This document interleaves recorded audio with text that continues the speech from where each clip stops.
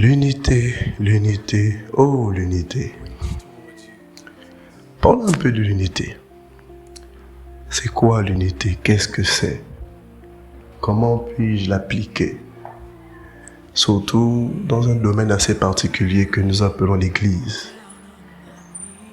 Comment pouvons-nous faire pour implémenter ce que nous connaissons de l'unité? Osée 4:6 pour nous dire, le prophète pouvait nous dire que mon peuple périt faute de connaissance.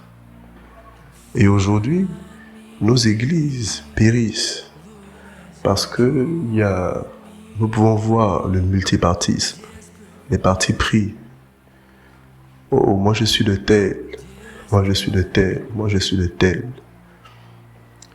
Moi je ne pars pas à l'église, c'est elle qui chante. Moi, je ne viens pas au culte d'enseignement, ce n'est pas le pasteur tel qui prêche. Est-ce que c'est la volonté de Dieu que nous puissions nous comporter comme ça? Non. Et nous le savons parce que nous prions. Il y a des intercesseurs, il y a des femmes, des hommes dans le secret qui prient pour que l'unité se trouve dans nos églises. Mais en vérité, depuis des années, est-ce que c'est la volonté de Dieu que nous prions? Ou encore que nous prions seulement et qu'il n'y a pas d'autre action à poser afin que nous puissions voir l'unité dans nos églises? Et Dieu a fait grâce, comme depuis tous les âges, depuis tous les temps. Lorsqu'il y a des ténèbres, comme Osée pouvait dire, dans son peuple, il se choisit un homme.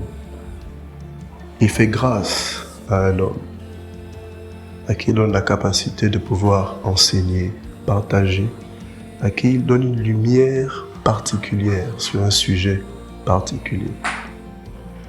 Comprendre l'unité dans l'église locale fait l'objet d'un livre qui a été écrit par mon père spirituel, mon prophète, le révérend Grishka Muri Musunda.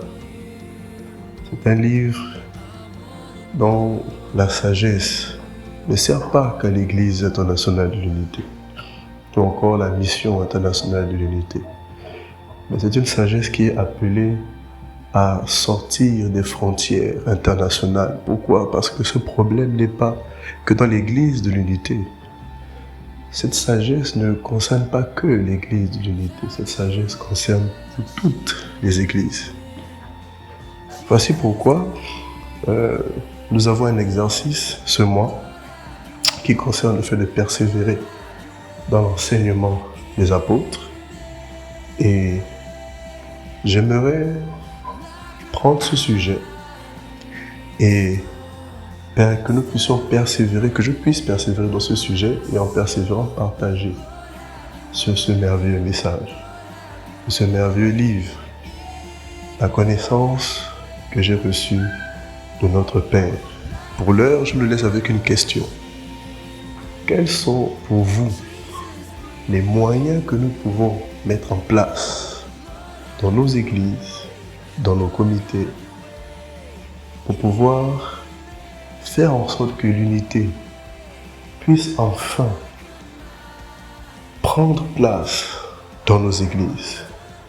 Je vous laisse à vos commentaires et selon les commentaires de tout un chacun, demain, par la grâce de Dieu, je pourrai nous aiguiller selon la sagesse et l'onction qui repose dans ce merveilleux livre écrit par mon Père.